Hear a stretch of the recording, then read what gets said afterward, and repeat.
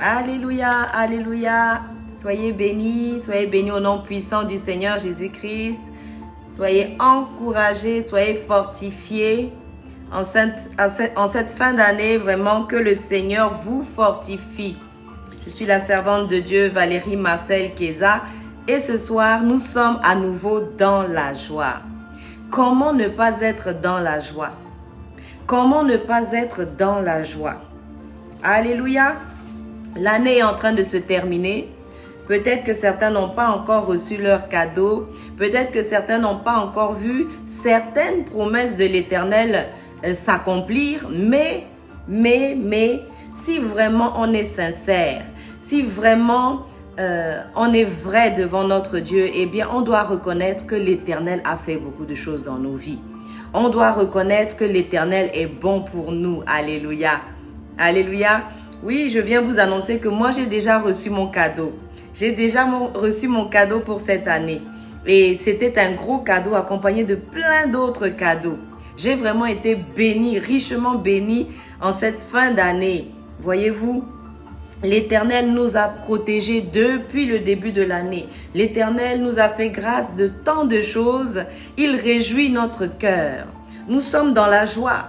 Le peuple de l'Éternel a dit, lorsque l'Éternel nous a fait sortir d'Égypte, c'était comme un rêve. Nous n'arrivions pas à croire, tout simplement. Parce que ce que l'Éternel fait est merveilleux. Ce que l'Éternel fait, ça épate les gens. Ça épate les gens. Alléluia. L'Éternel sait comment se glorifier. L'Éternel sait comment donner gloire à son nom. Soyez vraiment bénis en cette fin d'année. Soyez vraiment encouragés. Sachez que la promesse que l'Éternel vous a faite s'accomplira. La parole de Dieu dit que c'est une prophétie. C'est une parole dont le temps a déjà été fixé. C'est juste une histoire de temps. Le temps de Dieu n'est pas le nôtre. Est-ce que quelqu'un comprend ce soir que le temps de Dieu n'est pas forcément le nôtre? Alléluia. Nous devons bénir le nom de l'Éternel parce qu'il a fait de grandes choses dans nos vies. Il a fait vraiment de grandes choses. Ce soir, nous allons parler ensemble du Kairos, le temps de Dieu. Parce que le Seigneur veut encourager quelqu'un. Le Seigneur veut aider quelqu'un à tenir ferme jusqu'à voir l'accomplissement de ses promesses. Nous devons pour cela nous pencher sur ce qui s'est passé dans la parole de Dieu. Nous devons pouvoir voir que tous ceux qui ont reçu de l'Éternel des grandes promesses et des accomplissements majestueux, eh bien, ce sont des personnes qui ont patienté. Ce sont des personnes qui ont appris la patience, qui ont appris la persévérance. Ce sont des personnes qui parfois ont souffert, beaucoup souffert. Alléluia. Mais ils ont fini par voir la promesse s'accomplir. Dans la parole de Dieu, à plusieurs endroits, on retrouve cette parole qui dit et le temps où la prophétie devait s'accomplir arriva. On voit par exemple que le temps où Marie, la mère porteuse du Seigneur Jésus-Christ, eh bien, elle était à un endroit et la parole de Dieu dit que le temps où elle devait accoucher arriva. C'était une promesse qui avait été faite 1 an auparavant par l'ange Gabriel qui était venu annoncer à Marie qu'elle serait enceinte. Et Marie avait demandé, mais comment cela se fera-t-il? Je ne connais point d'homme. Peut-être que quelqu'un ce soir se pose la question de savoir, mais comment l'Éternel va faire pour que cette chose s'accomplisse? Alléluia, soyez bénis. Comment? Vous vous demandez comment le Seigneur va faire. Mais ce n'est pas à nous de savoir comment l'Éternel va faire. L'Éternel fera sa part. Notre part, c'est de patienter. Notre part, c'est d'attendre fermement. Notre part, c'est de remplir les conditions que l'Éternel a prévues pour que nous puissions rentrer dans notre destinée. À chacun sa part. À chacun sa part. Mais je suis vraiment émerveillée parce que la parole de Dieu dit que le psalmiste a dit « Ô Éternel, ta réputation s'est accrue par l'accomplissement de tes promesses. » L'Éternel est un Dieu qui, quand il promet quelque chose, cette chose finit par s'accomplir. Peu importe le temps que ça prendra, peu importe les tournants, les différentes stratégie de l'ennemi pour annuler ses promesses, eh bien, la parole de Dieu s'accomplira. elle s'accomplira certainement au temps convenu par Dieu. Et c'est ça la différence, c'est que souvent on dit oui, mais Dieu a promis, mais ce n'est pas encore accompli. Mais ça ne s'accomplit pas à n'importe quel moment. Ça s'accomplit lorsque toutes les conditions sont réunies. Ça s'accomplit au temps que Dieu avait prévu. Le Seigneur Jésus-Christ, par exemple, avait été annoncé il y a un moment donné déjà. Il avait été annoncé. Et au moment où il devait venir, eh bien, il vint sur terre au travers de Marie, la servante de Dieu.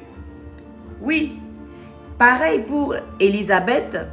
Élisabeth fut enceinte de Jean-Baptiste. Et qu'est-ce qu'il a été dit? Il a été dit, le temps où Élisabeth devait accoucher arriva. Vous voyez, il y a un temps qui doit arriver. Mais ce temps n'arrivera pas tant que nous ne sommes pas prêts. Ce temps n'arrivera pas tant que nous n'avons pas rempli les conditions que l'Éternel nous a demandé de remplir. Pour beaucoup, l'Éternel nous a demandé de quitter certaines situations. De quitter certaines situations qui ne peuvent pas permettre à la promesse de Dieu de venir s'établir dans nos vies, de s'accomplir dans nos vies. Il y a des conditions à tout. Si vous voyez bien dans le livre de Deutéronome, qu'est-ce qu'il est marqué? Il est dit, si tu obéis à la voix de l'Éternel ton Dieu, voici les bénédictions qui t'accompagneront. Si tu remplis ces conditions, eh bien la bénédiction t'accompagnera. Et il est aussi dit, si par contre tu n'obéis pas à la parole de l'Éternel qui t'est donnée ce jour, eh bien voici les malédictions qui s'abattront sur toi. Alors c'est à nous de checker dans quelle situation on se trouve. Est-ce que nous remplissons les conditions? Est-ce que nous avons fait ce que l'Éternel nous a demandé de faire? Est-ce que la situation dans laquelle je me trouve permet par exemple à mon époux de me localiser? Est-ce que je ne me trouve pas dans une situation inconfortable, dans une relation que l'Éternel n'a pas prévue? Est-ce que je ne me trouve pas dans ce genre de situation? Vous savez, il y a par exemple dans le couple un critère important qui est celui de le fait de s'entendre. De s'entendre. La parole de Dieu dit que si vous ne vous entendez pas, s'il y a mésentente parmi vous, vos prières ne montent pas au ciel. Et donc vous allez attendre l'accomplissement de la promesse. Vous allez attendre la réponse de Dieu. Mais c'est votre situation qui fait que vous ne recevez pas ce que l'Éternel avait prévu. Il y a des situations prévues par Dieu pour pouvoir par exemple se marier. Alléluia. L'Éternel ne considère pas tout ce qui est concubinage, tout ce qui est vivre comme ça ensemble, ça ne se fait pas. Et c'est vrai que nous avons tous été jeunes, nous avons peut-être fait des erreurs, nous avons fait des choses qu'il ne fallait pas faire. Mais nous avons fini par comprendre que dans le cœur de l'homme, dit la parole de Dieu, il y a beaucoup de projets. Mais c'est la volonté de l'Éternel, le plan de l'Éternel qui doit s'accomplir. Je découvre par exemple que les histoires de mariage, ce n'est pas juste une histoire de « il me plaît, elle est jolie, il est joli ». Parce que lorsque viennent les épreuves, lorsque vient la maladie, lorsque viennent peut-être des situations financières difficiles, des épreuves, eh bien l'Éternel connaît la personne qui va vous soutenir dans ces moments-là. La personne qui ne va pas s'enfuir au premier problème, à la moindre difficulté. Voyez-vous? C'est important de faire confiance à Dieu. C'est important. On part du principe que l'Éternel est au ciel et il fait ce qu'il veut. Il n'a pas besoin de notre avis, il n'a pas besoin de notre accord. Et ce qu'il a prévu pour nous, ce sont que des projets de bonheur. Il est dit dans Jérémie 29, 11, il est dit « Je connais les projets que j'ai formés pour vous ». Si l'Éternel a choisi cette épouse pour vous, si l'Éternel a choisi cet époux pour vous, eh bien c'est parce que cette personne, c'est la personne qui vous correspond le mieux. L'Éternel sait d'où il vous a tiré en tant que femme. L'Éternel sait quelle est votre moitié. Voyez-vous? Alors, on ne choisit pas juste avec les yeux parce qu'on a trouvé quelqu'un beau, parce qu'on a trouvé quelqu'un belle, parce qu'elle chante bien, parce qu'elle a de belles dents, parce que ceci ou que cela. Non, c'est plus profond que cela. Et c'est une histoire d'appel et de destinée. Parfois, il y a des personnes qui sont des bonnes personnes, mais qui ne sont pas nos personnes de destinée. Et en voulant insister, on va se tromper. Or, la parole de Dieu dit, ne réveillez pas l'amour avant qu'il ne le veuille. C'est-à-dire que vous allez réveiller des choses que vous ne maîtrisez pas. Vous allez peut-être avoir des blessures émotionnelles et ça va vous fragiliser pour l'avenir. C'est pourquoi l'Éternel nous demande de nous garder purs, de nous garder jusqu'au mariage. Ce n'est pas pour nous embêter, c'est pour que notre mariage après se déroule de la meilleure des manières. C'est pour éviter de souffrir, d'être blessé. Est-ce que vous avez bien vu autour de vous, il y a des personnes blessées, il y a des femmes blessées. Des femmes qui, quand vous leur parlez du mariage ou des hommes, ah non, non, non, elles ne veulent plus en entendre parler. Parce qu'elles ont été blessées. Parce qu'elles ont peut-être goûté à un fruit qui n'était pas mûr ou qui n'était pas le bon. Vous savez, les fruits, lorsqu'ils arrivent à maturité, ils sont excellents à manger. Mais si vous coupez un fruit avant le temps et que vous le mangez, vous allez estimer que le fruit n'est pas bon. Alors que ce n'est pas le problème n'est pas le fait que le fruit ne soit pas bon, c'est que le fruit n'est tout simplement pas mûr. Alléluia, il n'est pas parvenu à maturité. Nous devons obéir à Dieu. Nous avons tout intérêt à obéir à Dieu. Nous avons tout intérêt à respecter les règles que l'Éternel nous pose pour notre bien, pour être heureux, pour que nous puissions être dans la joie, pour que nous puissions vivre une vie de bonheur. Vous savez, si on avait obéi à Dieu sur plusieurs plans, eh bien, il y a beaucoup de souffrances que nous n'aurions pas endurées. C'est vrai qu'il y a des épreuves dans la vie des gens. Il peut y avoir des situations qui adviennent. Mais c'est différent lorsque, à cause de notre désobéissance, parce qu'on n'a pas obéi à la parole de Dieu, eh bien, on se retrouve dans des situations que l'Éternel n'avait pas prévues pour nous, que l'Éternel n'avait pas souhaité pour nous. Des situations douloureuses, des situations tristes, et beaucoup de gens sont blessés. Vous trouvez des femmes blessées, vous trouvez des hommes blessés. À l'origine, ce n'étaient pas des personnes blessées, c'était des personnes bien prévues pour se marier correctement, pour aimer, pour être douces. Vous voyez par exemple des femmes des fois qui sont brutales, des femmes qui sont agressives parce qu'elles ont été blessées. Elles ont vécu une relation que l'Éternel n'avait pas prévue. Tout ce qu'on vit en dehors de la volonté de Dieu va nous causer du souci, va nous rendre tristes, va nous attrister, va nous blesser et va nous faire du mal. Comment dire qu'il faut faire confiance à Dieu?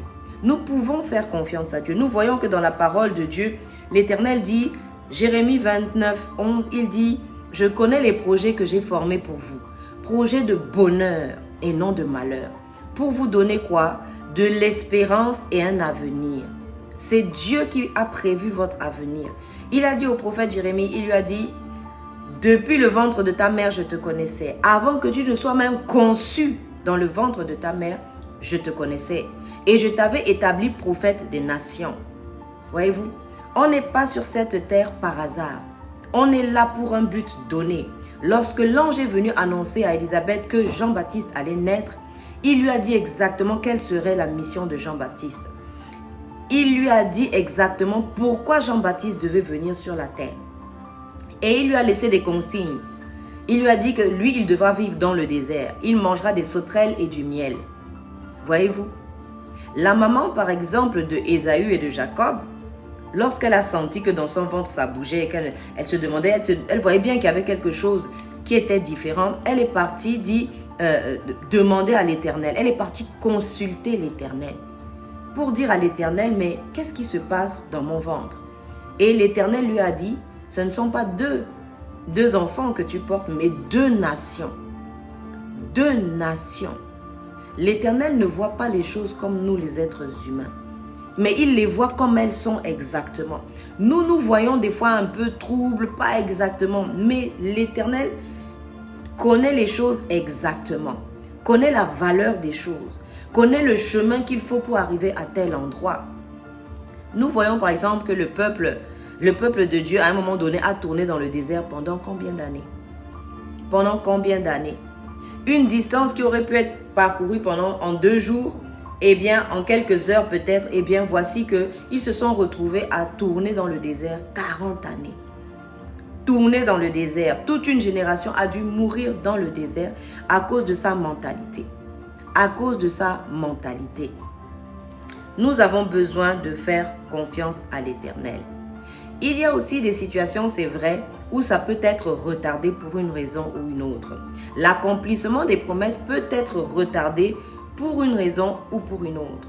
Ça a été le cas par exemple dans Daniel, le livre de Daniel, où Daniel se rendant compte, il a dit, moi Daniel, j'appris par les livres que le temps que l'Éternel avait prévu pour nous de sortir de cet esclavage était déjà écoulé.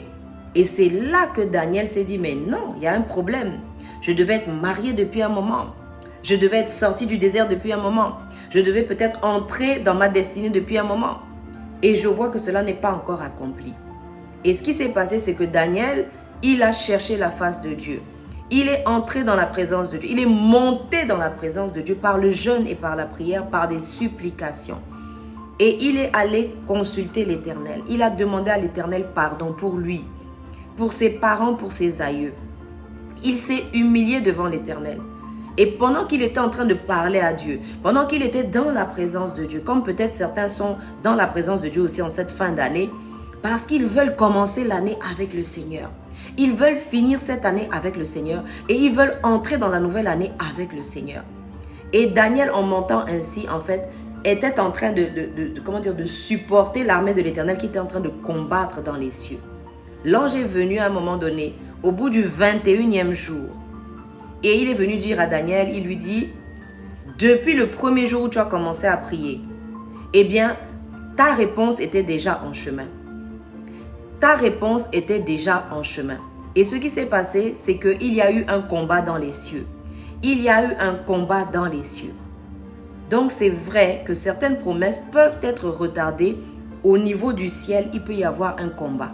Et c'est ce que Daniel a compris. Mais il l'a compris comment? En lisant la parole de Dieu. En lisant la parole de Dieu. Parfois, vous arrivez dans des situations où vous ne savez plus quoi demander à Dieu.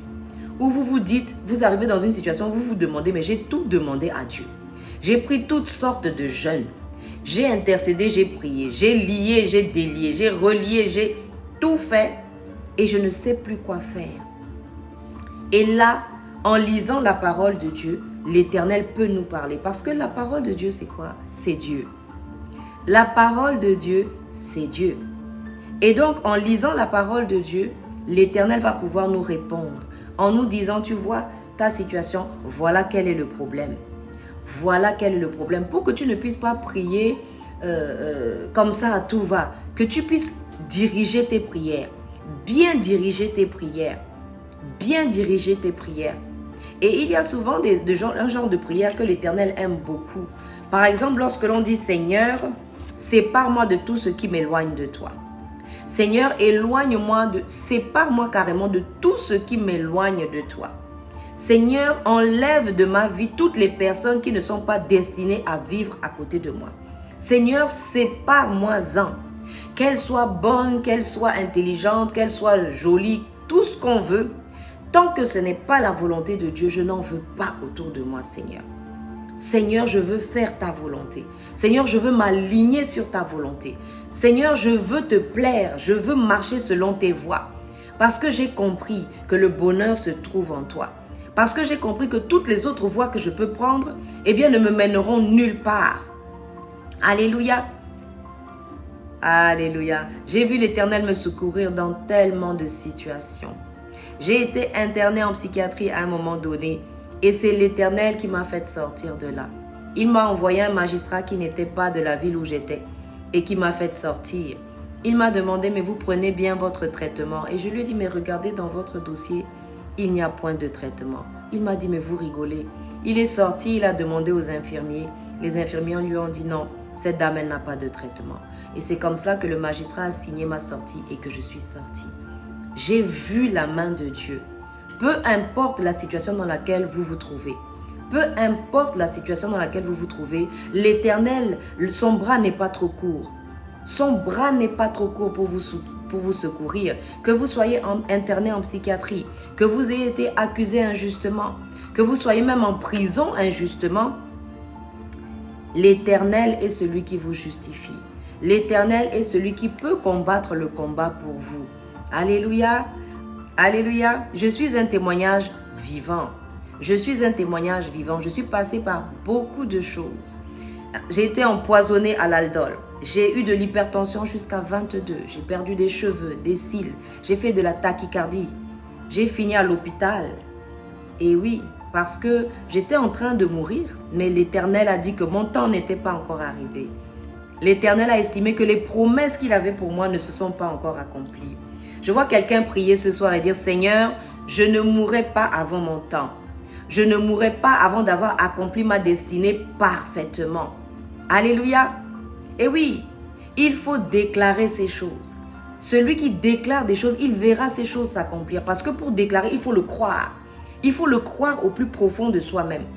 Peut-être que tu n'as pas encore enfanté. Peut-être que les hôpitaux, les médecins t'ont dit que tu ne pourras pas avoir d'enfant. Sache une chose, Sarah a enfanté à quel âge? À quel âge? Et puis quel enfant spécial? Quel enfant spécial? Voyez-vous, rien n'est impossible à Dieu. Qu'est-ce qui est impossible à Dieu? Mais il y a un temps pour toutes choses. Il y a le kairos de Dieu. Le temps que Dieu a destiné pour l'accomplissement de cette promesse doit arriver. Doit arriver. Alléluia. Mais nous ne sommes pas là comme ça à attendre. Oui Seigneur, envoie ceci. Oui Seigneur, fais cela. Non. Nous avons notre part à faire. Nous devons mettre nos vies en ordre. Nous devons arrêter de sortir avec des hommes mariés.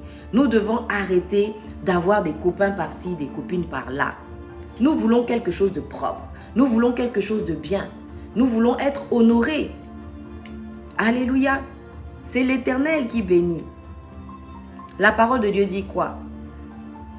Vos parents peuvent vous offrir des maisons, des biens.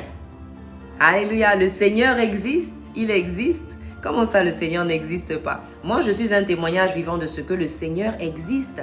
Quand vous lisez la parole de Dieu qui est bien plus vieille que nous, vous verrez que toutes les prophéties qui sont dedans, la majorité se sont déjà accomplies.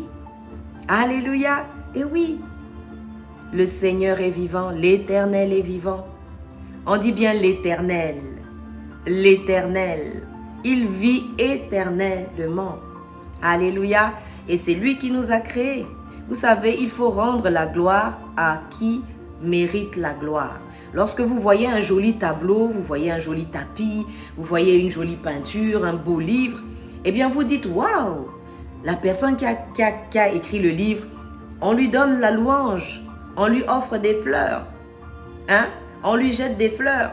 Eh bien quand on voit l'être humain, quand vous me regardez comme ça, quand vous-même vous regardez, vous regardez l'organisme merveilleux que vous êtes. Alléluia, c'est la plus puissante technologie que l'Éternel a mis dans notre corps. Quand vous regardez nos yeux, alléluia, nos yeux fonctionnent comme les appareils photo. Dieu existe, Dieu est vivant. Il m'a fait sortir de psychiatrie, il m'a gardé alors qu'on m'avait empoisonné à l'aldol. Ceux qui sont du domaine scientifique ou du médical et qui sont là peuvent témoigner, j'ai reçu une forte dose d'aldol à mon insu. Et j'ai fait de la tachycardie, de l'hypertension jusqu'à 22. J'ai perdu des cils, des cheveux. Mon cœur s'emballait, j'ai fait de l'arythmie cardiaque. Et j'étais en train de partir. Mais mon temps n'est pas encore arrivé. Mon temps n'est pas encore arrivé. Mes ennemis vivront pour voir la gloire de Dieu sur ma vie. Vous savez, Dieu sait comment glorifier son nom. J'ai été très étonnée lorsque j'ai lu dans l'Ancien Testament, en Égypte, lorsque le peuple de Dieu, les Hébreux sont sortis d'Égypte. Eh bien, j'ai découvert qu'il est marqué, déjà, Dieu dit à Moïse, va délivrer le peuple. Va et dis à Pharaon de laisser mon peuple partir. Et lui, Dieu encore, il va trouver Pharaon pour endurcir le cœur de Pharaon. Et il est écrit pour faire manifester sa gloire. C'est-à-dire qu'il pousse vos ennemis jusqu'à leur dernier effort, jusqu'à leur dernier espoir, pour qu'ils comprennent que malgré tout ce qu'ils ont fait, malgré qu'ils vous ont empoisonné, malgré qu'ils vous ont jeté en psychiatrie, malgré parfois qu'ils vous ont séparé de vos enfants, malgré qu'ils vous ont mis toutes sortes de maladies, ils ont créé toutes sortes d'accidents sur votre chemin cette année, mais vous êtes vivants. Vous êtes vivants parce que le temps de Dieu dans votre vie n'est pas encore accompli. Alléluia. Quelqu'un dit avec moi, je ne mourrai pas. Je vivrai et je témoignerai de la gloire de l'Éternel. Je ne mourrai pas, je vivrai et je témoignerai de la gloire de l'Éternel. Que l'Éternel nous donne la sagesse. Vous savez, Dieu a créé le monde par la parole. La parole est une chose puissante. Ce que tu déclares, c'est ce que tu auras. David a dit à Goliath, qui faisait au moins 6 fois sa taille, David a dit à Goliath, aujourd'hui même, je vais couper ta tête et donner à manger aux oiseaux du ciel. Parce que Goliath, il s'était attaqué à l'armée de l'Éternel. Il s'était attaqué au peuple de l'Éternel. Vous savez, il y a des gens qu'on ne touche pas n'importe comment. Vous savez, si je sers le Seigneur aujourd'hui, si je prends mon temps pour parler ici, c'est parce que j'ai vu la main de Dieu. J'ai expérimenté la puissance de Dieu. Alléluia, le kairos de Dieu. J'ai 2 enfants. Alléluia. Et l'Éternel m'en a donné encore beaucoup plus même, parce que ça se multiplie tous les jours. Mais savez-vous que mes 2 premiers enfants, qu'est-ce qui s'est passé? Ma fille à 6 mois a cassé la poche des os. Le médecin qui a fait l'échographie m'a dit, mais madame, c'était une fille, mais vous l'avez perdue. Mais aujourd'hui, ma fille est là, elle a 25 ans et elle sert le Seigneur, elle est servante de Dieu. Mais comment vous expliquer des choses comme ça? Parce que les êtres humains peuvent décréter des choses, mais c'est à vous qui connaissez la parole de Dieu, qui savez que Dieu a créé la terre, les cieux, les mers, les océans, les êtres humains, les animaux, les végétaux. Alléluia. Par la parole, eh bien, vous savez que la parole est une puissance. La parole de Dieu dit que la vie et la mort sont au pouvoir de la langue. Celui qui l'aime en mangera les fruits. Si vous êtes assez vaillant pour vous lever et déclarer, vous verrez ces choses s'accomplir. Alléluia. La puissance est dans votre bouche. La puissance est dans la parole qui prend racine dans votre cœur et qui sort par votre bouche. Alléluia. L'ennemi tremble quand la parole de Dieu sort. Et l'ennemi n'a pas d'autre. Il va essayer de résister, mais au bout d'un moment, il sera obligé de lâcher prise. La parole de Dieu dit quoi? Soumettez-vous à Dieu. Et se soumettre à Dieu, ça veut dire quoi? Ça veut dire se soumettre à sa parole. Ça veut dire se mettre en condition. Ça veut dire obéir à sa parole. Vous savez, quand l'Éternel vous demande de lâcher quelque chose, c'est parce qu'il a quelque chose de meilleur pour vous. Ah non, je crois que quelqu'un n'a pas bien entendu. Quand Dieu vous demande de laisser quelque chose, c'est parce qu'il a quelque chose de 1000 fois mieux pour vous devant. Et parfois, vous vous dites, oui, mais j'ai du mal à lâcher ça. Oui, mais j'ai du mal à obéir. Mais si vous saviez la bénédiction qu'il y a devant, si vous saviez les merveilles, la gloire de Dieu qui vous attend devant. Vous savez que Joseph, qui a eu un songe quand il était plus jeune, ce songe avec cette tunique qui était de plusieurs couleurs, et il voyait ses parents se prosterner devant lui. Eh bien, combien d'années ça a mis pour que cela puisse s'accomplir? Il est passé par toutes sortes de choses. Il a été vendu. Déjà de un, ses frères ont voulu le tuer. Il a échappé. Ensuite, ils l'ont vendu comme esclave. Il a fini esclave. Il arrive à un endroit, on l'accuse encore. On l'accuse encore à tort. Il finit encore en prison. Et la veille de son investiture, il était en prison. Il était mal rasé, il était avec des habits de prisonnier puisqu'il était prisonnier. Et il était en prison derrière les barreaux, sans aucun droit. Sa parole ne pouvait même pas sortir de la prison. Mais qu'est-ce qu'il a fait pendant ce temps où il était en prison? La parole de Dieu dit qu'il interprétait les songes des prisonniers. C'est-à-dire que là où tu es dans cette situation difficile, dans cette situation qui te paraît insurmontable, tu peux encore servir Dieu dans cette situation. Moi, je dis souvent, si je suis en psychiatrie, je sers Dieu en psychiatrie. Si je suis dans les tribunaux, je sers Dieu dans les tribunaux. Si je suis en prison, je sers Dieu en prison. Si je suis dans le célibat, je sers Dieu dans mon célibat. Alléluia. Si on m'a décrété stérile, mais dans cette situation-là, je sers le Seigneur.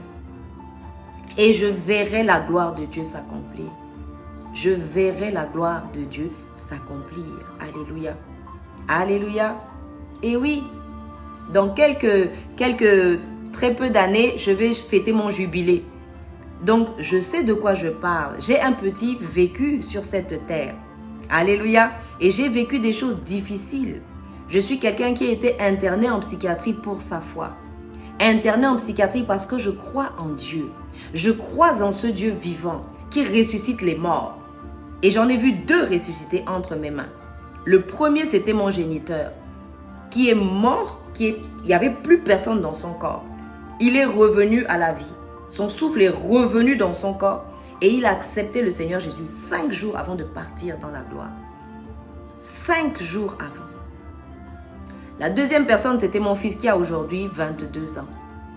Mon fils qui va avoir 22 ans en juin, là, il va avoir 22 ans. Et lui, je l'ai eu aussi entre les mains mort. On m'a donné mon fils comme ça. C'était un corps. Il n'y avait plus personne dedans. Et je suis rentrée dans ma chambre. J'ai allongé mon fils sur moi. Il avait 6 ans à l'époque. J'avais reçu la visite de soi-disant serviteurs de Dieu qui étaient venus chez moi en fait pour faire des dégâts dans ma maison. Et c'était les périodes de fête comme on est là.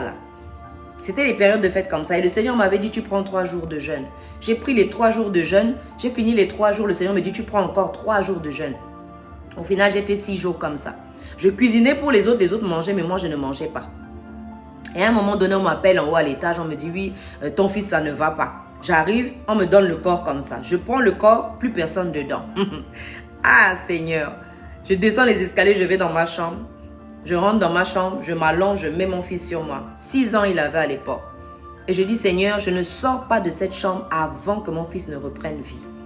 Je ne sais pas combien de temps j'ai attendu. Ça se trouve, ça a été rapide, ça se trouve, ça a été long. Je ne sais pas combien de temps j'ai attendu. Mais je sais une seule chose, j'ai senti son souffle revenir dans son corps. J'ai entendu ce mot, quelqu'un qui soupire comme ça.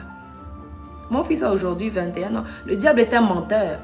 Le diable est un menteur. Ma fille à 6 mois avait cassé la poche des os. La personne qui a fait l'échographie m'a dit, mais c'était une fille, mais vous l'avez perdue. Et ma fille, elle a 25 ans, elle est vivante. Mon fils, pareil. Dans les 3 premiers mois de grossesse, le médecin me dit, vous avez fait de la toxoplasmose. On doit vous l'enlever parce que vous aurez un enfant aveugle et en fauteuil, en chaise roulante. Parce que le cerveau n'est pas formé. Il m'a dit, il ouvre son agenda comme ça, il me dit, je peux vous l'enlever telle date, telle date, telle date. J'ai dit non, je ne peux pas enlever d'enfant. Moi, je crois en Dieu, je ne peux pas enlever d'enfant de mon ventre. Si Dieu me donne un enfant handicapé, il me donnera la force de l'élever. Et le Seigneur ne m'a pas laissé tomber. Le Seigneur ne m'a pas abandonné. Mon fils a aujourd'hui 21 ans. Il est en parfait état de santé.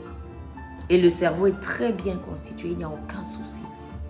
Et je me suis rendu compte que l'ennemi, en cette fin de temps, utilise beaucoup ce stratagème. Il y a des femmes qui se rendent à l'hôpital pour faire une échographie de début de grossesse ou de... Oui, surtout de début de grossesse. Et on leur dit que ce sont des grossesses extra-utérines. Et on leur dit qu'on va enlever. Alors n'acceptez surtout pas ça. Parce que c'est une stratégie de l'ennemi pour enlever cet enfant et le sacrifier. Parce que les sacrifices à Moloch et à Baal existent encore. J'ai fait une vidéo dessus sur ma chaîne YouTube, Valérie Marcel Chiesa. Vous pouvez retrouver cette vidéo qui parle des sacrifices que l'on fait à Moloch et à Baal. Des enfants, des bébés qui sont enlevés du ventre de leurs parents pour les offrir à des divinités qui sont autres que le Dieu vivant. Voyez-vous? Et l'Éternel vraiment n'a pas souhaité toutes ces choses. L'Éternel n'a pas souhaité toutes ces choses. Mais c'est à nous de connaître nos droits. C'est à nous de savoir ce qu'on a le droit de laisser faire l'ennemi ou ne pas le laisser faire. Daniel s'est levé. Il s'est levé dans le jeûne et dans la prière. Il a compris que ce n'était pas la volonté de Dieu. Il a compris que le temps auquel il devait sortir de cet esclavage et de cette situation difficile était arrivé. Et il est monté dans la prière et dans le jeûne. Il est monté dans la prière et dans le jeûne parce que l'ennemi voulait faire retarder les choses. Il voulait faire retarder les choses. Mais si nous ne nous levons pas dans la prière, si nous ne connaissons pas nos droits, Daniel a dit, moi Daniel, j'ai découvert dans les livres. Et je me rends compte que beaucoup de chrétiens ne lisent pas la parole de Dieu. Beaucoup de chrétiens ne lisent pas la parole de Dieu.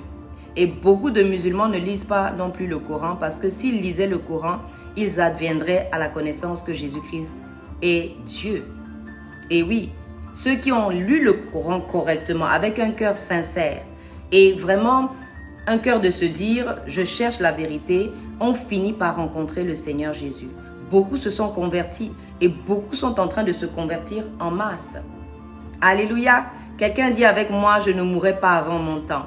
Je ne mourrai pas avant d'avoir accompli ma destinée. Peu importe ce que l'ennemi va tenter en chemin. Je vous l'ai dit, j'ai été interné en psychiatrie. J'ai été drogué à l'aldol. Qu'est-ce qu'on n'a pas essayé pour me faire taire, pour me faire disparaître? Mais le problème, c'est que mes ennemis ne savent pas que je ne mourrai pas avant mon temps, que j'accomplirai parfaitement ma destinée. Alléluia. Le Seigneur veut encourager quelqu'un ce soir. Le Seigneur veut vraiment encourager quelqu'un ce soir. Quelqu'un qui est fatigué, quelqu'un qui est à bout, quelqu'un qui se dit « mais l'Éternel m'a oublié » ou bien « que se passe-t-il en fait ?» Alléluia. L'Éternel veut encourager quelqu'un. La parole de Dieu est puissante, elle est vivante. Et elle nous rappelle que l'Éternel est au ciel et il fait ce qu'il veut. C'est l'Éternel qui décide de toutes choses. C'est auprès de lui qu'il faut chercher la faveur et la grâce, pas auprès des êtres humains. Pas auprès des êtres humains. Il a changé la situation de Joseph. Je vous dis, la veille, Joseph était en prison. Joseph était en vêtements de prisonnier. Joseph n'était pas rasé.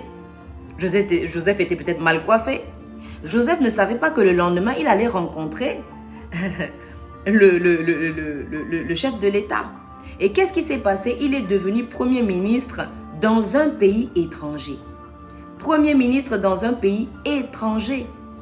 Aujourd'hui, on dirait, mais non, c'est pas possible. Comment est-ce que le Seigneur va faire pour que moi, je devienne Premier ministre dans un pays étranger en plus? Déjà, je n'ai pas les documents. En plus, je suis prisonnier. Alléluia. Personne ne me connaît là-bas au palais. Alléluia. Mais voilà que l'Éternel en a décidé autrement. Et Joseph devait devenir Premier ministre en pays étranger. Et tout ce qu'il a pu traverser, la prison, les accusations mensongères, les tentatives d'assassinat de la part de ses frères, cela n'a pas pu empêcher le plan de Dieu de s'accomplir.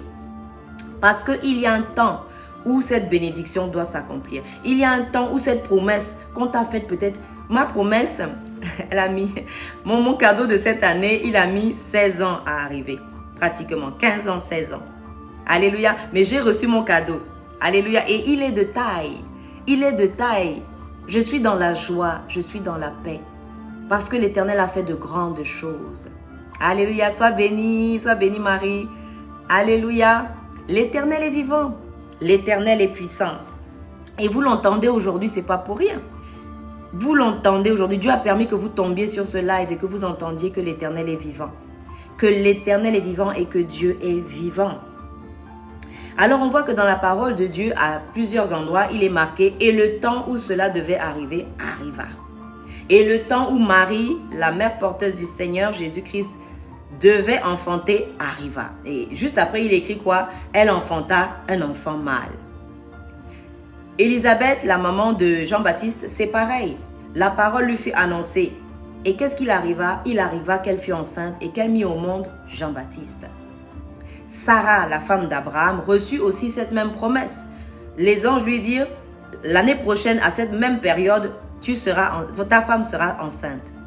Et qu'est-ce qui s'est passé? Un an pile après, à la même époque, Sarah a eu Isaac. Alléluia, le fils de la promesse.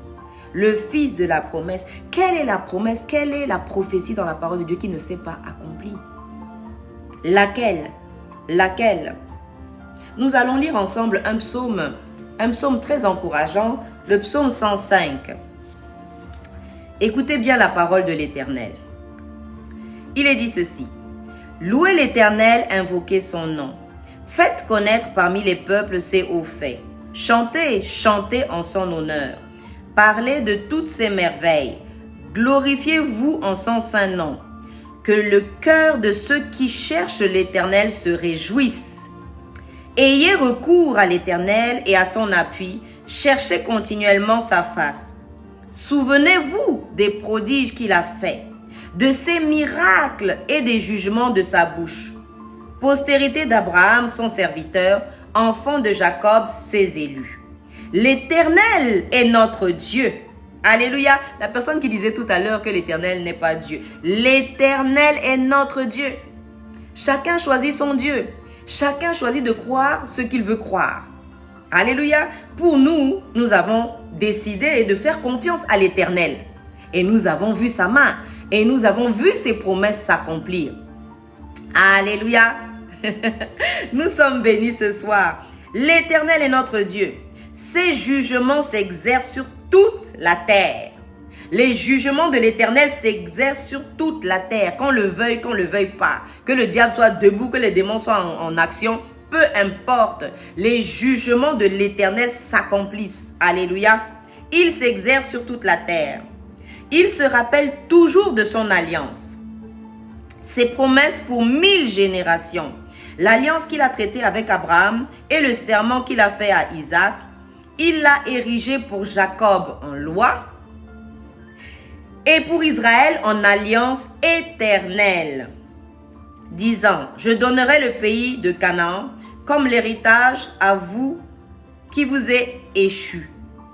Ils étaient alors peu nombreux. Ils étaient vraiment en petit nombre.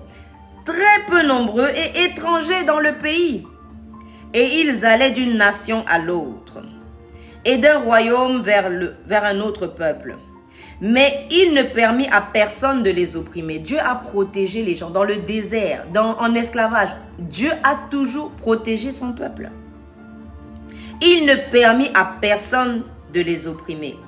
Et il châtia des rois à cause d'eux. Ne touchez pas à mes oins, dit la parole de Dieu. Ne touchez pas à mes oins. Et ne faites pas de mal à mes prophètes. Alléluia, il appela sur le pays la famine. Il coupa tout moyen de subsistance. Et envoya devant eux un homme, Joseph. Joseph fut vendu comme esclave. On serra ses pieds dans les liens. Et on le mit au fer. Et là, qu'est-ce que la parole dit au verset 19, le chapitre 105 des psaumes? Il est dit, jusqu'au temps où arriva ce qu'il avait été annoncé. Il y a un temps annoncé. Il y a quelque chose qui vous a été annoncé qui doit se dérouler à un moment donné. Au temps T que l'Éternel a prévu. Et vous voyez, lorsque le temps T de l'Éternel arrive, tout se met en action, tout converge pour que la parole de Dieu s'accomplisse. Par exemple, la parole de Dieu dit que lorsque les voies d'un homme plaisent à Dieu, il dispose même le cœur de ses ennemis. Ça veut dire que même vos ennemis, quand le temps de Dieu arrive, ils se soumettent à vous. Ils se soumettent à vous. Même le diable peut vous résister un moment. La parole de Dieu dit quoi? Elle dit, soumettez-vous à Dieu, virgule, résistez au diable, et il finira par faire quoi? Par fuir loin de vous. Ce sont des choses que nous devons faire. Ce sont des choses que nous devons pratiquer. Il ne s'agit pas de rester là comme ça et d'attendre les promesses. Non. Nous avons notre part à faire en attendant les promesses. Mais il est dit, jusqu'au temps, donc Joseph a été là-bas comme prisonnier, jusqu'au temps où arriva ce qu'il avait été annoncé. Et où la parole de l'Éternel l'éprouva. C'est-à-dire que la parole de Dieu vient et elle confronte vos situations. La parole de Dieu vient et elle ordonne à vos situations de rentrer dans l'alignement de la parole de Dieu. C'est la promesse de l'Éternel qui va obliger vos ennemis à se soumettre à la volonté de Dieu pour votre vie. Si vous étiez quelque part en esclavage, Dieu va obliger les personnes qui vous ont tenu en esclavage de vous libérer. Alléluia. Et oui, cette parole, elle est puissance. Cette parole, elle est autorité. Quand la parole de Dieu sort, elle sort avec autorité. Elle sort avec puissance. L'Éternel a dit et que la lumière fut et la lumière fut. La lumière n'avait même pas le choix que d'être. Alléluia. C'est par la parole que Dieu a tout créé. Par la parole de Dieu, la parole de sa bouche, la parole créatrice. Il faut que tu puisses créer ce que tu veux voir. Il faut que tu puisses appeler à l'existence ce que tu veux voir. Cet époux qui se trouve quelque part, je me rappelle les prières que je faisais, cet époux qui se trouve quelque part, tu ordonnes à cet époux de te localiser, tu lui ordonnes de venir te retrouver, tu lui ordonnes de te localiser. Alléluia. Cette épouse qui est quelque part, eh bien tu ordonnes à ce que tes pas aillent vers elle, que tes pieds soient dirigés vers cette personne. Et tes pieds sont obligés de t'obéir. Ils vont t'amener là où se trouve ta moitié, là où se trouve ta bénédiction, là où se trouve ton territoire où tu dois dominer, où tu dois être prospère, où tu dois être béni. Alléluia. Oui, la parole de Dieu s'accomplit en son temps. Le temps de Dieu, ce n'est pas forcément notre temps. Mais nous devons nous aligner sur la parole de Dieu. Tout ce que la parole de Dieu dit a fini par s'accomplir. Joseph, on lui avait promis une grande destinée et il l'a eue. Quand vous imaginez que la petite Esther, qui était orpheline, n'avait rien pour plaire, n'avait rien pour réussir. Mais qu'est-ce qui s'est passé? Eh bien, la parole de Dieu s'est accomplie. La parole de Dieu s'est accomplie parce qu'elle n'avait pas le choix que de s'accomplir. Soyez bénis, Athias, soyez bénis. Alléluia. Le Seigneur est puissant, le Seigneur est vivant.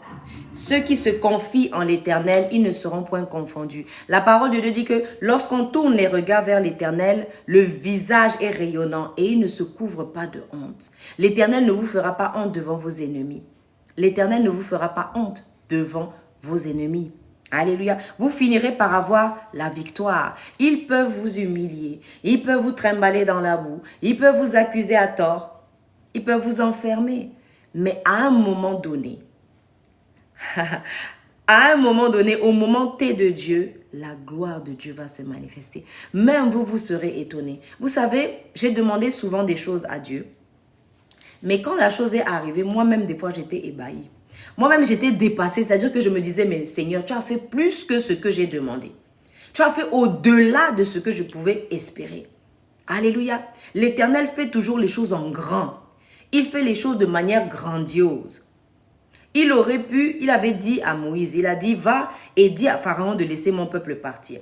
Il aurait pu juste permettre que la première parole de Pharaon allait, la première parole de Moïse, pardon, Pharaon cède, et puis c'était bon. Mais non, la parole de Dieu nous dit qu'il est allé endurcir le cœur de Pharaon. Pourquoi? La réponse est dans la parole de Dieu. Il dit, pour faire éclater ma gloire. Pour faire éclater ma gloire. L'Éternel a fait tellement de choses merveilleuses. Voyez-vous, dans Galates 4:4, il est écrit ceci. Mais lorsque les temps ont été accomplis, l'Éternel Dieu envoya son Fils, né d'une femme, Jésus-Christ le Sauveur. Jésus avait été prévu depuis longtemps. Lorsque Jésus est entré dans le temple, qu'il a ouvert le rouleau, il a lu le livre d'Ésaïe, où il est bien écrit que la Vierge sera enceinte, qu'elle enfantera un fils qui s'appellera Emmanuel, Dieu avec nous. Et oui, le Seigneur est puissant et le Seigneur est vivant. Et c'est merveilleux ce qu'il fait. C'est un Dieu très respectueux des personnes, l'Éternel. Il a beaucoup de respect pour nous. Il a beaucoup de respect pour la créature. Il a beaucoup de respect pour chacun de vous qui regardez ce live ce soir. Et Dieu est amour. Il a les bras tendus vers vous. Alléluia. C'est merveilleux. C'est un Dieu dont je n'ai pas à rougir. C'est un Dieu dont je sais qu'il aime profondément les créatures qu'il a créées. Alléluia. Et c'est un Dieu qui sait nous délivrer de l'épreuve. C'est un Dieu qui sait nous faire patienter dans l'épreuve. Je suis passée par des choses très difficiles, mais je ne regrette rien. Je suis passée par des choses vraiment très difficiles, mais je ne regrette rien. Parce que j'ai fait confiance à Dieu et j'ai vu comment l'Éternel est puissant. J'ai vu comment l'Éternel est vivant. Alléluia. Oui, la sagesse. L'amour apporte la sagesse. Oui. Oui, oui. La sagesse se trouve auprès de Dieu. La sagesse pour attendre le moment convenu par Dieu. La sagesse pour endurer les difficultés en faisant toujours confiance à Dieu. En nous attendant à lui. Alléluia. En nous attendant à lui. L'Éternel est vraiment puissant. Il est dit dans Luc 1,52, il est dit ceci. Il a renversé les puissants. Il a élevé des humbles. Qui a fait cela? C'est l'Éternel, notre Dieu. Il est dit dans Job 34, le verset 24, « Je brise les grands. Il brise les grands sans information et il met d'autres à leur place. » Il est aussi dit, « Dieu est le maître des temps et des circonstances. Rien n'est laissé au hasard. » Ce que nous appelons hasard, ce n'est pas du hasard. Ce sont les circonstances et les choses qui se mettent en ordre pour obéir à la parole de Dieu. La parole de Dieu dit que même les arbres se prosternent devant l'Éternel. Les cieux, la terre, les oiseaux, les animaux. Tout rend gloire à Dieu. Tout rend gloire à Dieu. Et nous qui avons le souffle de vie, nous devons aussi glorifier Dieu. Nous devons faire attention à ce qui sort de nos bouches. Nous devons faire attention à nos comportements pour ne pas blesser les uns et les autres. Et parfois, lorsque vous voyez des personnes qui blessent les autres, c'est parce que ce sont des personnes blessées. C'est parce que ce sont simplement des personnes malheureuses. Lorsqu'on est heureux, lorsqu'on est joyeux, lorsqu'on a été touché par l'Éternel, guéri par l'Éternel, délivré par l'Éternel, secouru par l'Éternel dans tant de situations, alléluia, on ne peut qu'être joyeux. On ne peut que respecter les autres. On ne peut qu'aimer les autres. On ne peut que vouloir servir l'Éternel. Alléluia. L'Éternel est vraiment merveilleux. Il est merveilleux. Je rappelle Jérémie 11. Il a dit, Je connais les projets que j'ai formés pour vous, projets de bonheur et non de malheur, pour vous donner quoi? Un avenir et de l'espérance. Le temps de Dieu finira par s'accomplir dans votre vie. Les projets de Dieu, les projets de paix et de bonheur que l'Éternel a formulés pour vous vont s'accomplir. Alléluia, ce n'est qu'une histoire de temps. Ce n'est qu'une histoire de Kairos, le temps fixé par Dieu. Kairos, le temps fixé par Dieu. Et oui, beaucoup manquent d'amour, c'est vrai. Mais l'Éternel a les bras tendus. Il tend les bras. Il donne une famille à ceux qui n'ont point de famille. Il ramène la joie et la paix dans le cœur de ceux qui sont tristes, qui se sentent délaissés, qui se sentent abandonnés. Lorsque le malheureux crie, l'Éternel l'entend et il l'en délivre. Il le délivre de toutes ses détresses. Alléluia. Je suis vraiment émerveillée. La parole de Dieu, c'est un ensemble de promesses et d'accomplissements. De promesses et d'accomplissements. Et je suis très heureuse de savoir que la parole de Dieu parle de moi. Parce que qui suis-je pour que Dieu se souvienne de moi? Qui suis-je? Qui suis-je? Il est dit dans Genèse 18, le verset 14, « Y a-t-il rien qui soit étonnant de la part de l'Éternel? Au temps fixé, je reviendrai vers toi. À cette même époque, Sarah aura un fils. » Et il est dit plus loin, dans Genèse 21, le verset 2, « Sarah devint enceinte et elle enfanta un fils à Abraham dans sa vieillesse, au temps fixé par Dieu. » C'est-à-dire que tout s'accomplit au temps que Dieu a fixé, pas à un autre moment. Pourquoi? Parce que les circonstances, les choses, et nous, l'Éternel prend ce temps aussi pour nous transformer. Parce que nous devons être capables de porter cette promesse. Il n'y a personne que Dieu trouve en l'état et laisse en l'état. Le propre de Dieu, c'est de nous transformer. Parce que avec la chute d'Adam, le péché est rentré dans l'humanité. Et donc nous avons été déformés. Celles qui étaient censées être douces, patientes, aimantes, elles ont été déformées par les circonstances de la vie. Elles sont devenues aigries, elles sont devenues méfiantes, elles sont devenues agressives. Parce que tout simplement, il y a quelque chose qui est arrivé et l'Éternel a besoin de guérir ces choses. L'Éternel a besoin de ramener en nous la douceur, mais il va faire comment? Il va nous guérir. Il va nous montrer son amour. Il va peut-être envoyer quelqu'un qui va nous manifester de l'amour. Et du coup, ça va guérir nos blessures. Et nous ne serons plus les mêmes. Lorsque le Seigneur entre dans la vie de quelqu'un, alléluia, soyez bénis. Lorsque le Seigneur entre dans la vie de quelqu'un, eh bien, il transforme la vie de cette personne. Peut-être la personne avant était méchante, agressive et autres. Et vous voyez que la personne va changer. Elle va devenir patiente, elle va être douce. Vous allez vous demander, mais est-ce que c'est la même personne? Est-ce que vous vous souvenez dans la parole de Dieu de ce monsieur qui était aveugle de naissance en plus, et que le Seigneur Jésus-Christ a guéri? Et lorsque les pharisiens sont venus poser la question à l'aveugle pour dire, oui, mais c'est qui t'a guéri? Qu'est-ce que c'est que tout ça? C'est peut-être une mise en scène. Il a dit, moi je ne sais pas tout ce que vous dites. Tout ce que je sais, c'est que j'étais aveugle et maintenant je vois. Donc les faits étaient là pour témoigner de la présence de Dieu. Nous pouvons dire beaucoup de choses, que nous aimons Dieu, que ceci, que cela. Mais si les gens ne voient pas la transformation en nous, si nos familles ou les gens qui nous entourent ne voient pas Dieu en nous, comment croiront-ils?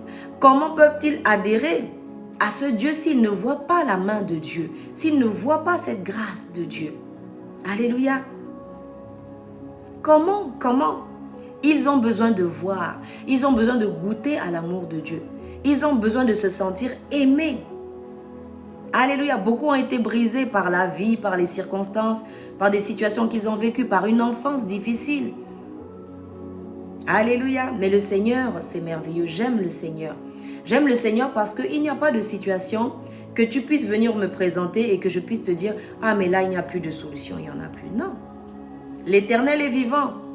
Tant que tu es vivant, vivante, peu importe la situation que tu traverses, peu importe le problème que tu peux venir présenter, l'Éternel est la solution à ce problème. Est-ce que tu es fatigué de ta situation? Est-ce que tu es brisé par la vie? Tu as été malmené ici et là?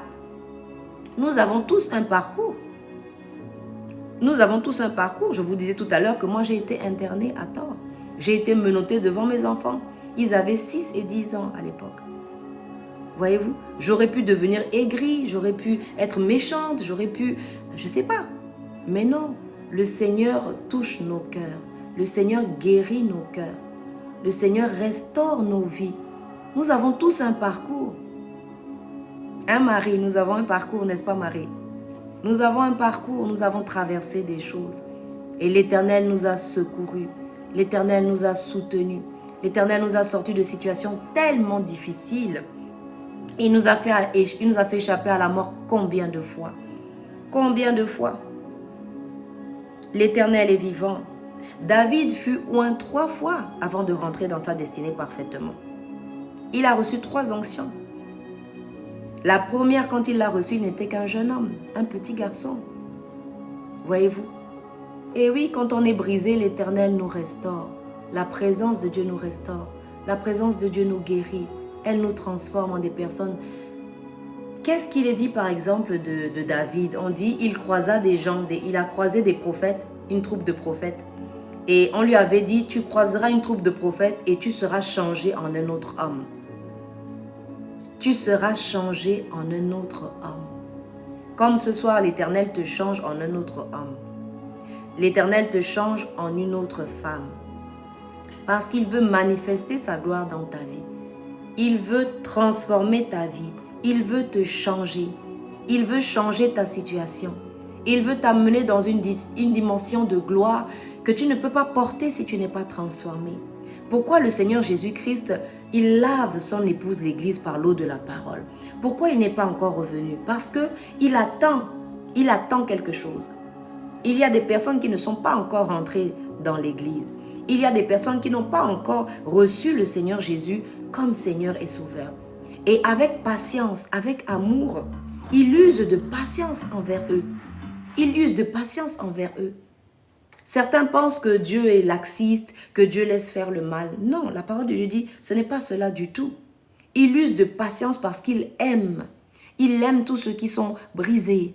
Il aime tous ceux qui sont aigris, qui sont fatigués de la vie. Peut-être qui ont été brisés par des situations difficiles, qui ont eu une enfance difficile aussi. Alléluia. Nous voyons Joseph, donc, je disais tout à l'heure, qui est devenu Premier ministre dans un pays étranger. Il a quitté la prison la veille et il est devenu Premier ministre dans un pays étranger. Rien n'est impossible à notre Dieu. Nous voyons Ruth, de la même manière Ruth, qui, elle, eh bien, devait rencontrer Boaz. Et Dieu a créé des circonstances, Dieu a permis des situations. Elle a perdu son beau-père, elle a perdu son époux, elle a perdu son beau-frère. Tout ça parce que le Seigneur voulait que Ruth aille rencontrer Boaz. Il avait déjà choisi qui seraient les aïeux, les grands-parents de Jésus-Christ, le Seigneur qui devait venir.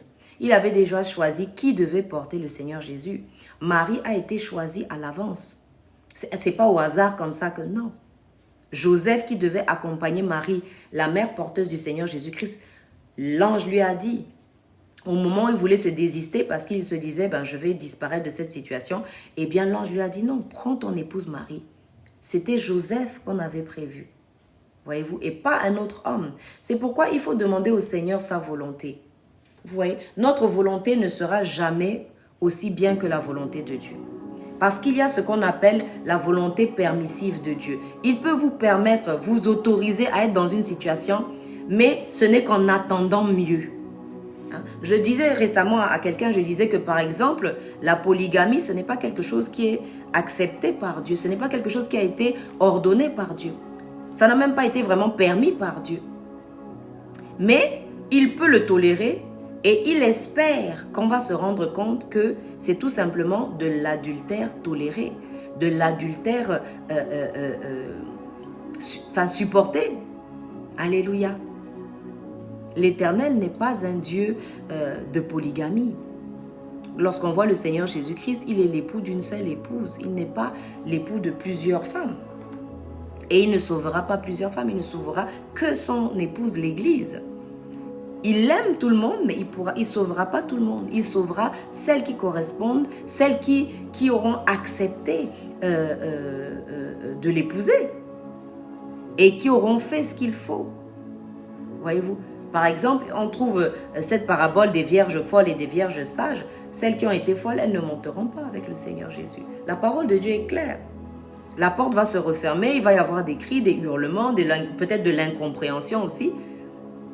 Mais la parole de Dieu nous précise aussi qu'il y avait des vierges sages qui ont mis de l'huile dans leur lampe, qui ont accepté le Seigneur Jésus et qui ont entretenu cette flamme, qui ont entretenu cette relation. Beaucoup ont commencé avec le Seigneur, peut-être commencé l'année ou commencé leur vie chrétienne avec le Seigneur, et en chemin se sont fatigués ou en chemin se sont découragés.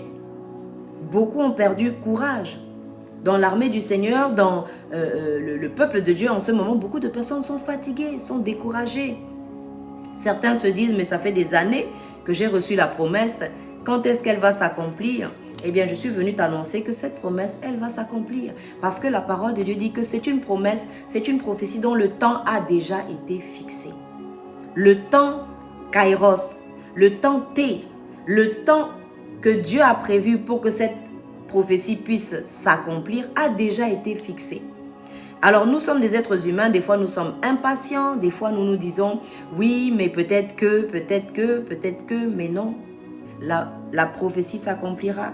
Elle s'accomplira. Regardez vous-même dans la parole de Dieu, quelle prophétie ne s'est pas encore accomplie. Il y en a très peu qui ne se sont pas encore accomplies. Alléluia. Nous devons faire confiance à Dieu. Le temps prévu par Dieu finira par arriver. Mais il faut que nous soyons prêts. Il faille que nous soyons préparés. Que nous puissions nous aligner sur la volonté parfaite de Dieu. Il y a des prophéties qui arrivent rapidement, qui s'accomplissent rapidement. Mais il y en a d'autres qui mettent du temps parce que certaines choses doivent s'aligner sur la volonté de Dieu. Nous devons être transformés, nous devons être changés. Il y a un moment, par exemple, où le Seigneur m'avait demandé d'écrire un livre. Il y a déjà 15 ans de cela. Et je me suis rendu compte que ce n'était pas un retard, en fait, le fait que je remette ça à plus tard parce que l'Éternel a pris le temps de me changer. Il a pris le temps de m'aider à pardonner aux gens qui m'avaient offensé. Il a pris le temps de m'aider à les aimer. Oui, l'Éternel dit aimez vos ennemis. Aimez vos ennemis. Je ne sais pas, peut-être que pour vous c'est facile, mais moi j'ai mis au moins une dizaine d'années avant de pouvoir y arriver. J'ai pris le temps, j'ai ruminé. C'était difficile en moi. C'est comme quelqu'un qui doit aller vomir et puis j'arrivais pas. J'arrivais pas, ça tournait dans mon ventre, ça tournait. J'étais mal à l'aise, mais j'arrivais pas à pardonner. J'arrivais pas à avancer, j'arrivais pas à aimer mes ennemis. À pouvoir me tourner comme ça et les regarder avec compassion. Ça, j'arrivais pas. Et le Seigneur a pris le temps, Soyez bénis. Bonsoir Lola. Alléluia. Le CDN bientôt. Bientôt. Envoyez juste une invitation, je viendrai vous voir. Le Seigneur est bon, il aime nous encourager. Il aime nous encourager. Et ce soir, il parle à quelqu'un. Il dit, tiens bon, ne lâche pas prise. L'Éternel n'oublie pas les promesses qu'il fait. Nous, des fois, nous oublions. Vous savez, j'ai fait des prières à un moment donné. Je me rappelle que à un moment donné, à l'église, on avait fait un genre de prière. On avait listé ce qu'on voulait que le Seigneur fasse. Oui, c'est vraiment pas facile. C'est vrai, il y a des choses qui sont difficiles. Pardonner. Et vous savez, il y a des gens à qui vous pouvez dire pardonner, c'est juste sur des petits détails. Mais il y a des gens qui ont été violés. Il y a des gens qui ont été abusés sexuellement, psychologiquement. Et parfois par des figures d'autorité. Et ça, c'est difficile. C'est très difficile parce que ce sont des personnes à qui on a fait confiance. Et c'est pas facile de pardonner dans ces temps-là. Mais l'Éternel attend qu'on pardonne. Parce que la parole de Dieu dit que si nous ne pardonnons pas à ceux qui nous ont offensés, l'Éternel, notre Dieu lui-même, ne nous pardonnera pas non plus. C'est-à-dire que nous ne pouvons pas exiger de Dieu le pardon si nous-mêmes nous ne pardonnons pas à ceux qui nous ont offensés. D'ailleurs, la prière sacerdotale dit « Pardonne-nous comme nous pardonnons à ceux qui nous ont offensés ». C'est subordonné à notre pardon à ceux qui nous ont offensés. Alléluia. Je précise quand même que dans certaines situations, on peut pardonner. L'Éternel peut nous demander de pardonner, mais ça ne veut pas dire que la relation doit redevenir comme avant ou qu'on doit aller se mettre entre les pattes des gens qui nous ont maltraités et qui ont toujours l'intention de nous maltraiter. Voyez-vous? Donc, le pardon est indépendant. C'est vraiment vous qui vous détachez de ces liens. C'est vraiment vous qui dites à partir d'aujourd'hui, je libère cette personne. je libère, je pardonne. Seigneur, je remets tout entre tes mains. Je ne vais plus repenser à ces choses qui vont me faire mal. Et même si je repense à ces choses, elles ne vont plus me faire mal. Parce que j'ai décidé de me débarrasser de ces choses. J'ai décidé que ces personnes qui avaient de l'emprise sur moi au travers de peut-être de la rancune, de la colère que j'éprouvais, eh bien, n'auront plus accès à ma vie. Vous savez, les situations, les choses n'ont accès à votre vie que si vous leur donnez l'accès. Si vous décidez que cette chose, je n'en veux plus dans ma vie. Cette chose, je veux m'en débarrasser. Eh bien, cette force que vous allez la puiser en Dieu, en fait. Dieu va vous donner la force de pardonner. La force d'aimer vos ennemis. La force de voir ces gens comme Christ les a vus. Vous voyez Jésus à la croix. Qu'est-ce qu'il a fait? Il a regardé et il a dit, Père, pardonne-leur parce qu'ils ne savent pas ce qu'ils font. S'ils savaient ce qu'ils étaient en train de faire, ils n'allaient pas le faire. Et beaucoup de personnes font des choses par ignorance. Parce qu'ils pensent qu'ils vont faire le mal, faire le mal, faire le mal, et qu'il n'y aura aucune conséquence. Mais il va y arriver un jour où la mort va arriver, ils vont se retrouver devant le Seigneur en jugement, et c'est là qu'ils vont se rendre compte que l'addition est salée, et que c'est difficile, et que là maintenant le temps de payer, le temps de récolter ce qu'on a semé est arrivé. Vous savez, depuis que j'ai compris ça, je fais très attention à ce que moi je fais. Je ne suis pas responsable de ce que les autres font. Mais je ne veux pas arriver devant mon Seigneur et avoir à répondre de choses horribles. Non. La parole de Dieu est claire. Elle dit, on ne se moque pas de Dieu. Tu peux voir quelqu'un abuser de son autorité, abuser de son pouvoir, abuser de sa position, de tout ce qu'on veut. L'Éternel dit quoi? Il dit, Luc 1, verset 52, « Il a renversé les puissants et élevé les humbles à la place. » C'est lui qui renverse des rois, c'est lui qui en met d'autres à la place. Ça dépend de Dieu. Ni d'un homme, ni de tout ce que vous voulez, c'est Dieu qui décide cela. Job 34, 24, il dit, « Il brise les grands sans information. » C'est-à-dire qu'il n'est pas obligé de venir te prévenir. Il te laisse faire le mal, faire le mal, faire le mal. Et un beau jour, tu passes à la caisse et tu te rends compte que tout le mal que tu as fait te revient à la figure. Certains appellent ça le karma.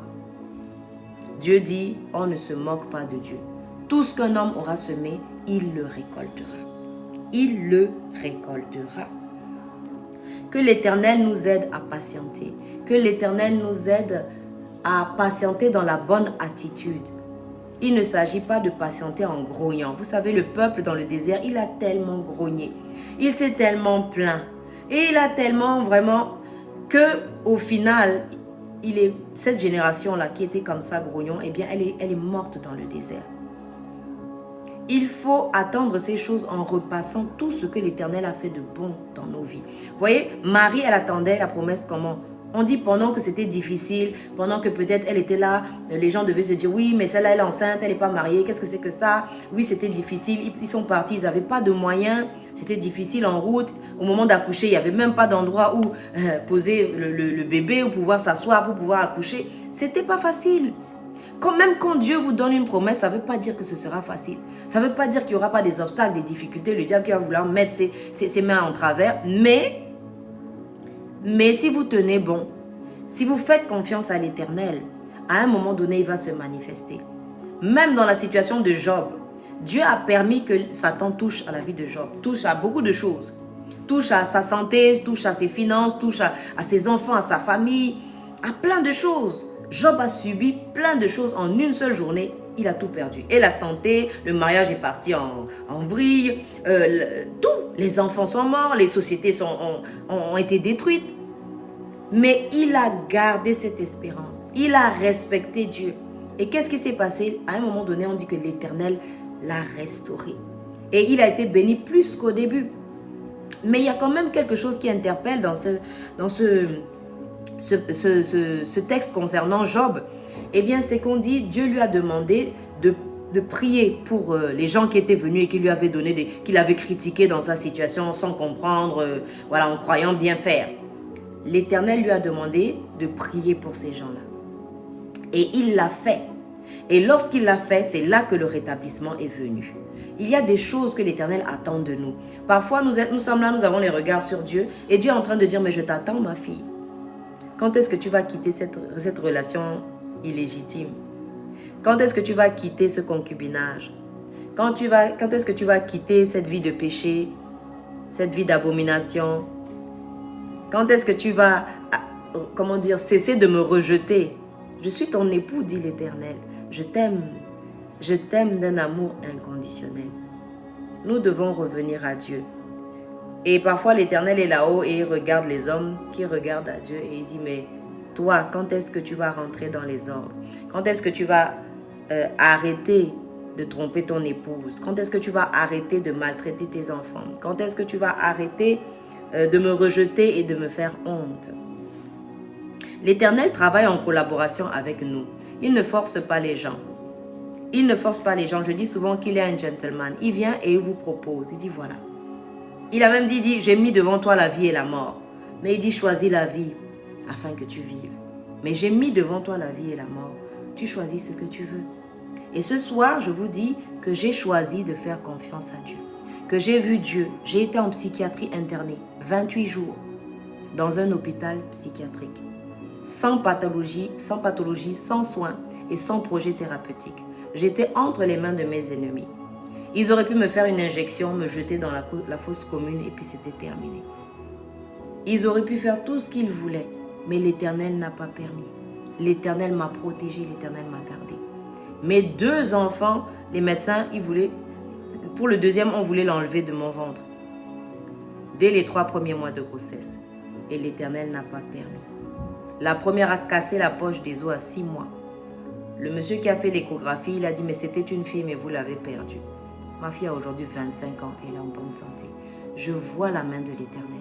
Je l'ai vue et je verrai encore la main de l'Éternel. Alléluia, mes ennemis ne se réjouiront pas de mon malheur. La parole de Dieu dit que lorsque l'on tourne les regards vers l'Éternel, notre visage est rayonnant et il ne se couvre pas de honte. Que quelqu'un soit encouragé ce soir. Que quelqu'un se tourne et compte les bienfaits de l'Éternel. L'Éternel a fait de grandes choses depuis le début de cette année. Il t'a gardé plusieurs fois. Il t'a fait échapper à la mort. Il t'a fait échapper à des accidents. Il t'a gardé de maladies. D'autres sont partis même à côté de toi. Alléluia. Beaucoup sont partis. Mais tu es encore là. Et la parole de Dieu dit que il y a encore de l'espoir pour un chien vivant. Mais si tu es un lion mort, c'est fini. Le lion mort, il est un lion, mais il est mort. Il ne peut plus rien. Par contre, si tu es un chien, mais que tu es vivant, il y a de l'espérance pour toi. Il y a de l'espérance pour toi ce soir. Alléluia. Soyez bénis, soyez encouragés. Ne doutez pas, ne doutez pas. Les paroles de Dieu sont certaines, elles sont véritables. Il est dit que ces paroles, leur temps a déjà été fixé. Leur temps a déjà été fixé. Attends patiemment. Attends dans la crainte de l'Éternel. Attends en craignant l'Éternel, en respectant l'Éternel. Ne te laisse pas aller à des choses, à des mauvais conseils, à des mauvaises solutions qu'on veut te proposer ici et là. Ça risque de tout faire capoter. Alléluia. Reste au pied du Seigneur. Reste au pied du Seigneur et tu verras sa gloire se manifester.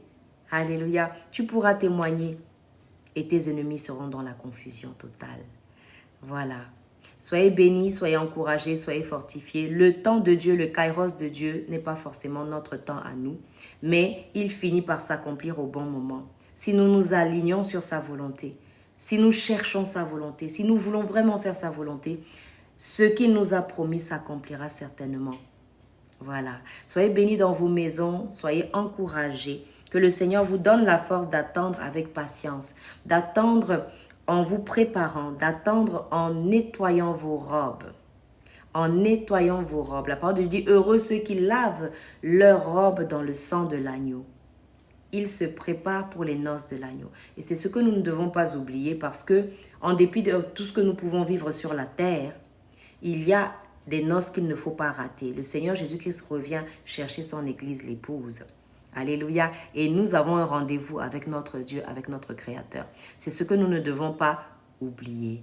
Soyez bénis dans vos maisons, soyez encouragés et que vous puissiez patienter et récolter le fruit de votre patience dans le nom puissant de Jésus. Je vous dis à très bientôt. C'était la servante de Dieu, Valérie Marcel Chiesa. À très bientôt.